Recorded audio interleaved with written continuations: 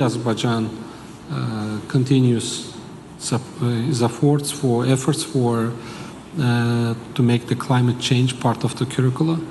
But our main initiative within this COP, because we have tried to make sure that it's not only national agenda, also the global agenda, to introduce first time the assessment of climate literacy or environmental literacy as a part of international assessment projects, namely PISA.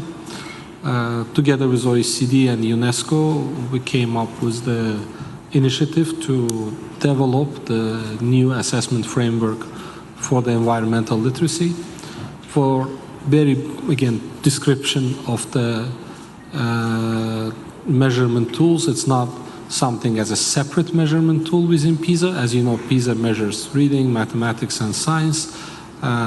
So on top of these three domains, the suggestion is to measure environmental literacy as a result of the different type of action taken by different governments, by different ministries of education. The process will continue up until 2029, so you can even call it from COP29 to PISA 29 for next 5 years, and I do believe that the results of the first measurement will be available by 2030 December. So we do hope that many countries will join this initiative and will have first time evidence-based results of the green education in different countries, because so far there are a lot of discussions, there are a lot of good practices and lessons learned, but we don't have any data-driven or any data-oriented results which can be comparable across the countries or through the different years. And the second initiative, which will today, I think we are very much excited to get to know through the QS university ranking, the next sustainability ranking of the universities for next year.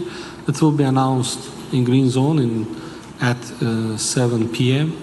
I do believe that that will be also a very good discussion, how the universities can become greener, and this ranking definitely gives a lot of insights about the different approaches, different indicators, and different type of methodologies to measure sustainability within higher education institutions.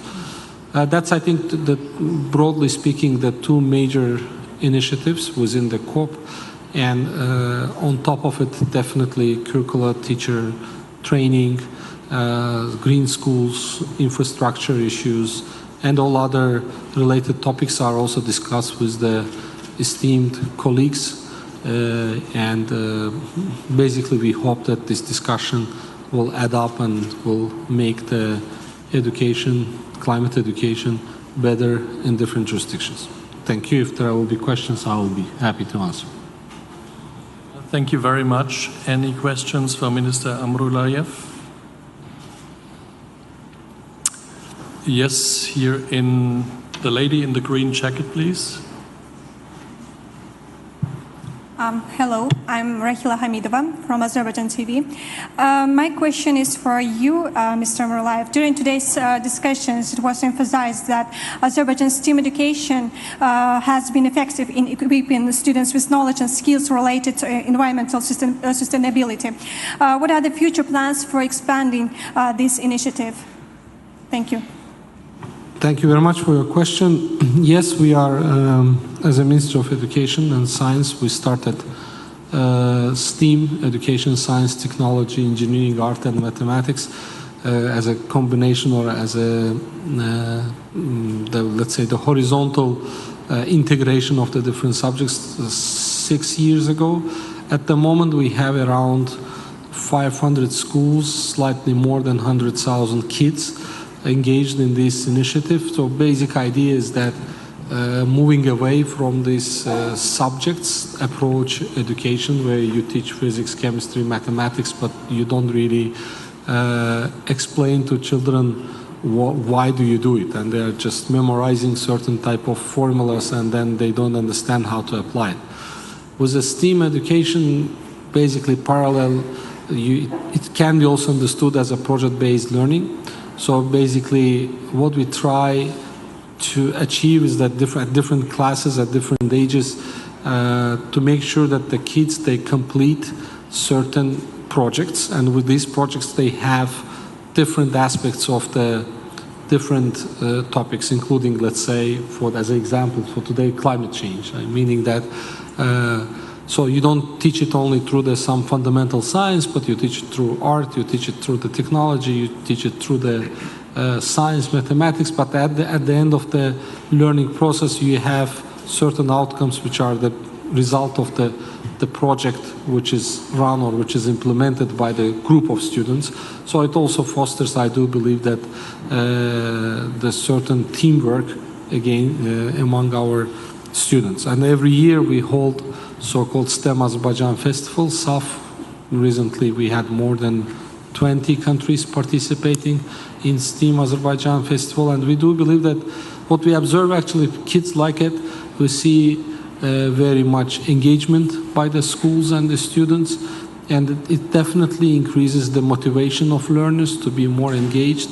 And I do believe that it's a right approach. I mean, it's the way we should continue, because when you talk about climate change education, doesn't necessarily mean that you need to have a separate subject on climate change. It means that climate change should be across all the subjects, and it should be always part of the curriculum, part of the teacher's focus, and it doesn't matter what subject is taught by the teacher. STEAM, I think, in that sense, is the right methodology or relevant methodology which is applied at the moment in different schools of Azerbaijan, and we do believe that we will reach, actually we are aiming to double the numbers by 2026 and to reach around 250,000 students in schools of Azerbaijan covered by this methodology.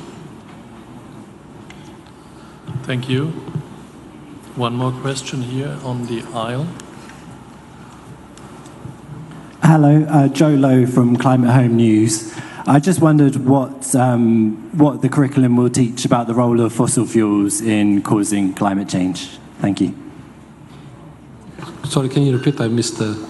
What will the curriculum teach about the role of fossil fuels in causing climate change? Okay.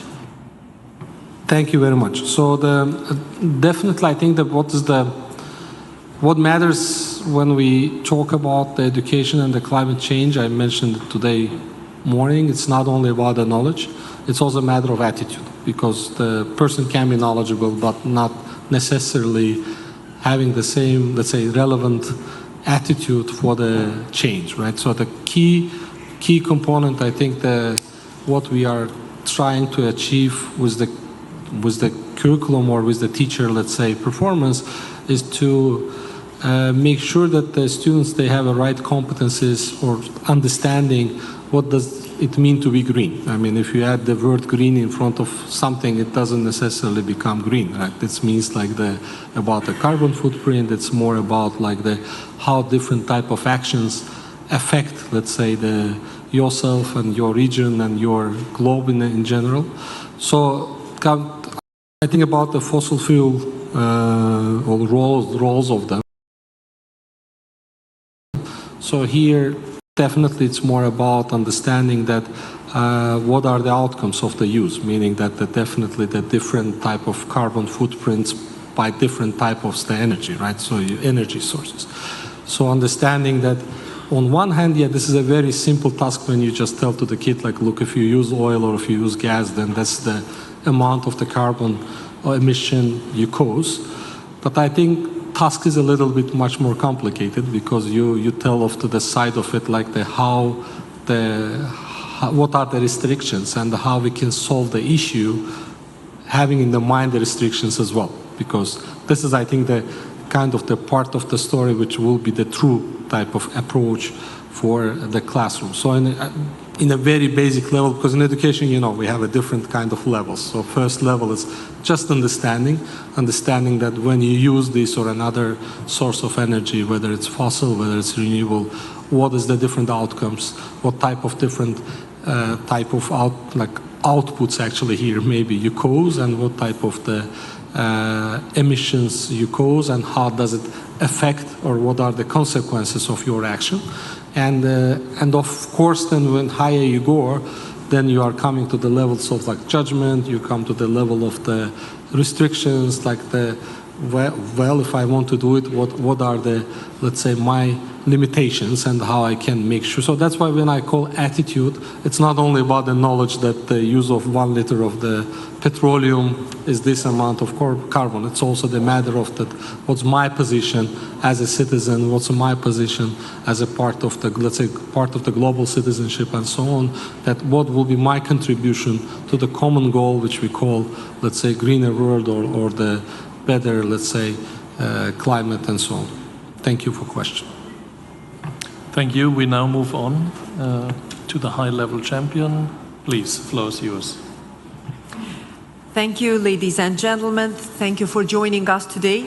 It's a pleasure to be joined by Excellencies, the Minister Emin Amrullayev, Minister of Education of the Republic of Azerbaijan, His Excellency Mr. Sahil Babayev, Minister of Labor and Social Protection of Population, and His Excellency Mr. Teymur Musayev, Minister of Health of the Republic of Azerbaijan, and also my dear colleague Jale Ibrahimova from COP29 Presidency's Action Agenda team.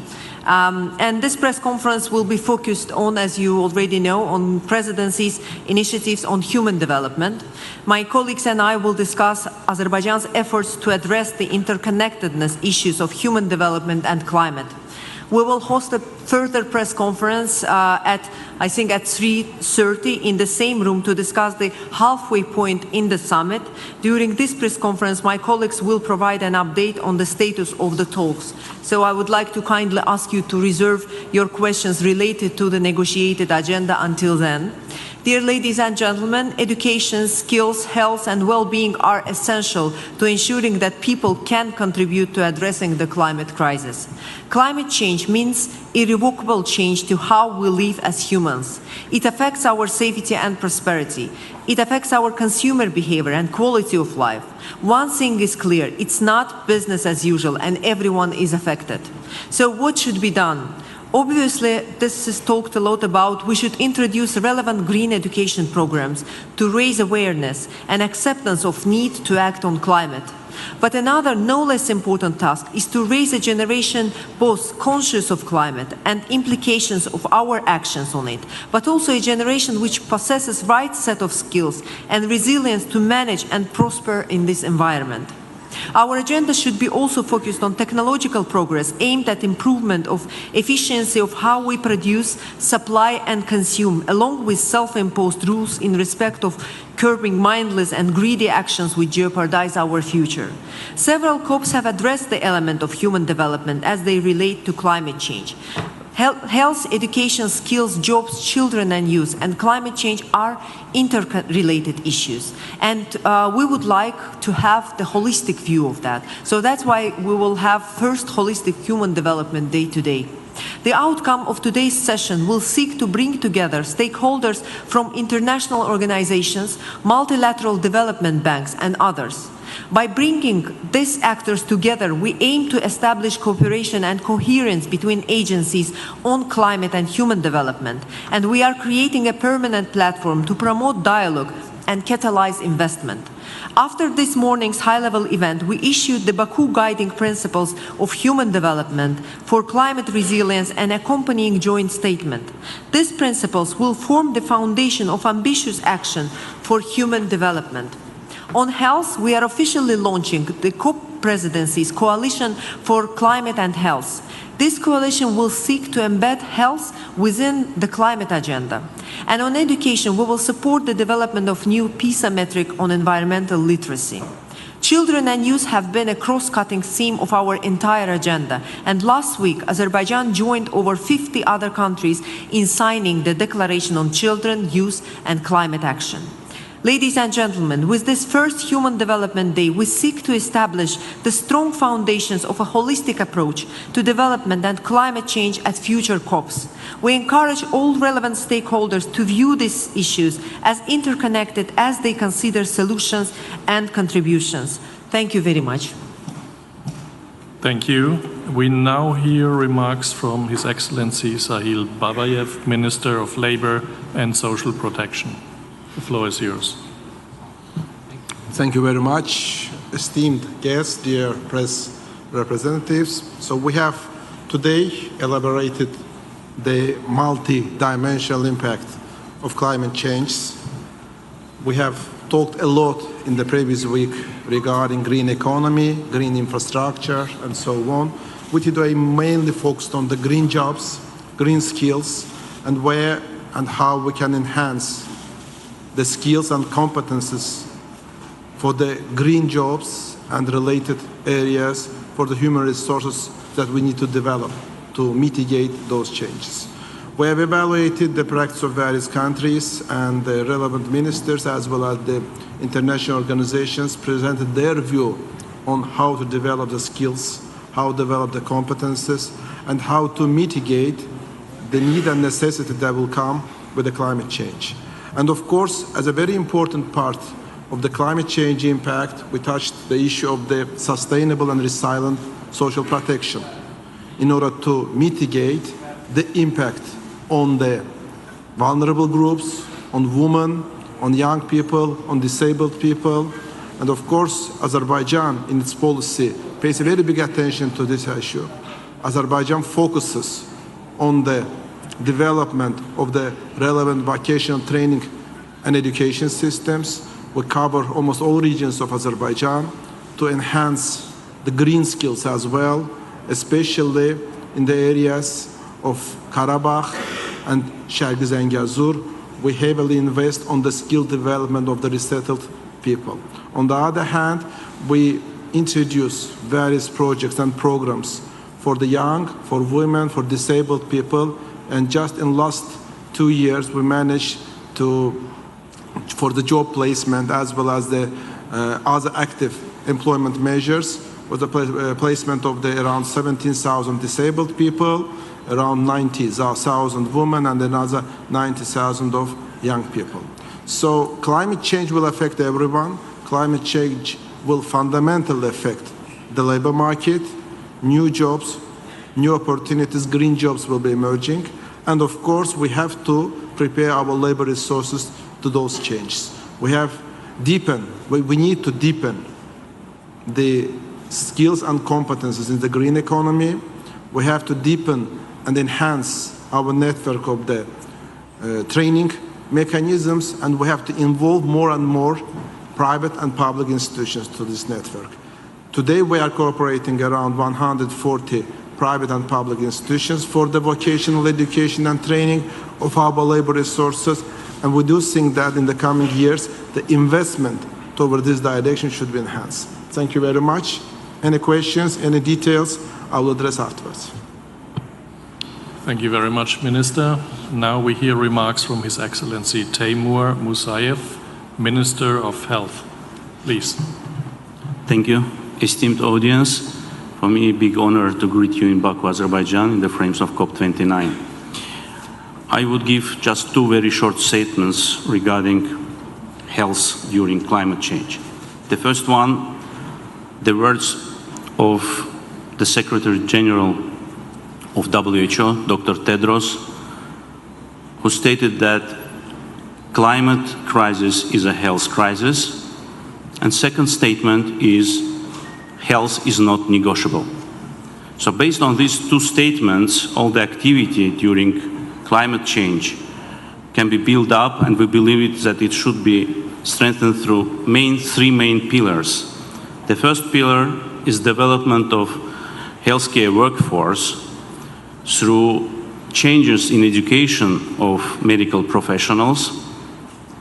Second is implementation of new technologies and, of course, digitalization. And the third one, implementation of new economy principles in healthcare to build up green economy within the healthcare. For the first position, the main step is educational reforms. So from this year in Azerbaijan, second-year medical students at Azerbaijan Medical University taught the subject climate change and health. We believe that continuous medical education based on modern technologies could incredibly support quick and fast implementation of this idea, and we initiated and supported digital platform WHO Academy that will be open next month in Lyon, through which all the medical professionals all over the world will have access to these resources. So the time we need to upgrade the knowledge of healthcare workforce participants is very short. So in a short period of time, we can succeed our goals. The second, implementation of new technologies. Just last year in Azerbaijan, we host WHO conference dedicated to hospital management. And the idea of green hospitals system implementation was discussed during this event. And we believe that gradually, for the next 5 years, that project can be absolutely realistic. Third, green economy, as my colleague mentioned, this is multi-sectoral approach, needs really detailed implementation plan, and we think that within integrative and holistic approach that today actually we have first ever Human Development Day within the COP event, showing that all engaged agencies are ready to discuss this subject and to come out with really implementable steps. Just in a couple of hours, we will sign very important letter of intent establishing the Baku COP President's Continuing Coalition for Climate and Health. This platform that will be co-led by Azerbaijan and our esteemed partners, the United Kingdom, Egypt, the United Arab Emirates, and Brazil, will let us to enhance all the efforts done so far and provide necessary efforts to support all the initiatives we've had so far. So please, feel free to ask any questions, and thank you for your attention. Thank you very much. So we have time now for questions. Also to let you know, we have interpretation in Azerbaijani, and you can then also ask your question in Azerbaijani. As the high-level champion pointed out, there is another press conference of the COP president, Babayev, at 3:30, and in this press conference, all questions on the negotiations will be answered. Let's get started. The lady here in the first row. Çiçek Cahangirli from A News. My question is to Mr. Sahil Babayev. So the transition to a green economy highlights the need for the development of a corresponding workforce and adaptation of existing skills. What measures are being undertaken in this regard? Thank you. As I mentioned, the transition in the economy, the green economy, green infrastructure, green jobs will need green human resources with the relevant skills, competences in the green field, in the addressing the relevant change, addressing the challenge that will come on. Therefore, development of the skills and competences is very essential. And on this dimension, in addition to the education system of each government, each country, we added also the vocational training centers across the country, in Baku, in Karabakh, in northern part of Azerbaijan, in southern part of Azerbaijan. Today we already have 5 vocational training centers, as well as we'll add another 5 in the coming years. So we'll cover all the country for the relevant vocational training mechanisms. Today, in a year, we are managing to train around 15,000 our citizens to meet the demands of the market on the vocational training. And we're focusing more and more on the green skills and green competences. But of course, it's not a kind of one-off training or one-off addition. During the lifetime, the change, climatic change, as well as the skills and competences needed in line with that will increase. And of course, we will mitigate the need for the competences in an adequate way. We do think that education system, training system, vocational education system should be a constant, should be a lifelong learning. And with the emerging of the new challenges, with the emerging of the new needs for the new skills, for the new competences, those should be addressed. And of course, we should pay particular address to the relevant social protection system as well. Through the active employment mechanisms, through the passive support mechanisms, all those mechanisms should be supporting those vulnerable groups that will be facing more and more challenges with the relevant evolution in the jobs or on the labor market.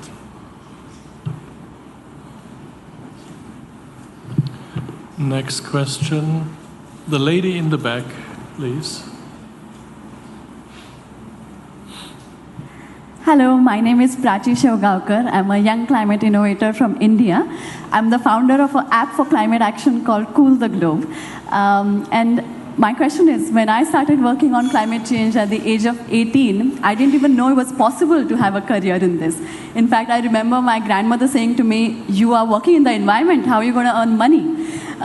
So how is this space like for young people in Azerbaijan? We talked about creating green jobs, but also are we doing something to create green entrepreneurs, green climate innovators, and how can other climate innovators from countries like ours collaborate with young climate innovators from Baku? Who would you like to address the question to the minister? Yes. You mean climate innovators or entrepreneurs? Both. Entrepreneurs or both of them? Yes. Okay. So actually, this is an important issue. I think it's more relevant to the theme of the last week that we have talked about. It's more linked to the green economy. In the green economy, we have to stimulate the green jobs, the green entrepreneurs, green innovators, and green businesses. Because without stimulating them, without investing to this, we'll face always the bigger and bigger gaps. Because traditional businesses, they are well established today. They are more in advantageous way, but climate change will force us to go more to the green jobs. And therefore, stimulative measures of each government should be enhanced. The packages allocated to this should be increased. Now, we have good news. We have a news that big countries, developed countries are increasing their package, financial package to the developing countries. We have a good news that multilateral financial institutions, they are increasing their packages. But is it enough? Of course not. We have to increase ambitions. We have to increase our active promotion of these projects, and we have to increase the awareness about the public.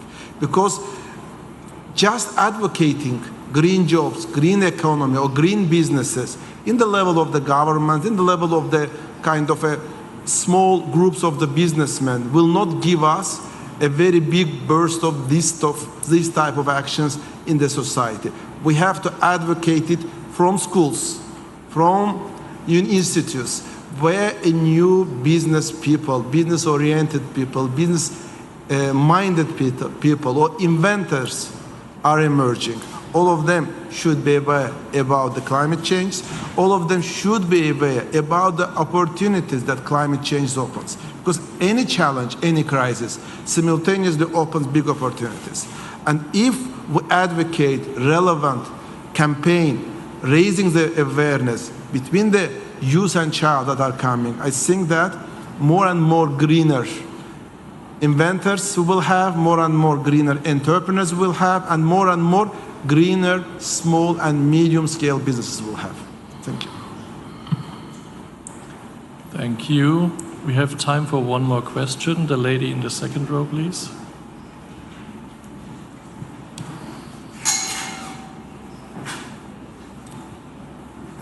afternoon. Aygün Cerçeva from APA TV. I have a question for Timur Musayev. As we know, today an important document on presidential cooperation on climate change will be signed. So how it will influence the dynamics of processes related to climate change and health? Thank you. Thank you. First of all, we are not starting from the scratch. So taking in consideration all previous efforts and intentions, initiatives like COP26 attached, COP27, ICANN, or COP29, guiding principle for financing climate and health solutions. So these initiatives that is going to be signed today, the letter of intent, will provide synergism in implementation all the efforts we had in the past. So it will not let us to forget all the initiatives we had in the, up to now. First, the coalition will strengthen ambitions to enable transformative implementation and initiatives, improving synergy between them. So up to now, what we've seen, that integrative approach, although was pronounced several times, but especially with a health subject, just today we have first ever, as I mentioned before, Human Development Day. So all components of human life come to synergism, and for this we need this letter of intent. And second, of course, we must ensure the delivery of pledged finance for health issues. For sure that green economy, quite huge part of it consists on healthcare, and the component of healthcare that will suffer most from the climate change is primary healthcare, and enough fundings that should be delivered to this part in order to prevent and to support and to provide sustainable and resilient primary health care should be provided.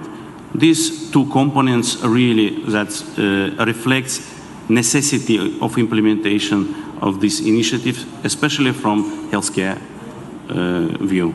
Thank you. Thank you very much, Minister. Thank you very much again for your patience, and apologies for the delay today. As I mentioned, the next press conference of the COP presidency is scheduled at the moment for 3:30 in this room. We need to see how the plenary goes, but we hope to see you later at 3:30. If not, please watch out. We will make announcement in case of any changes. Thank you. See you later.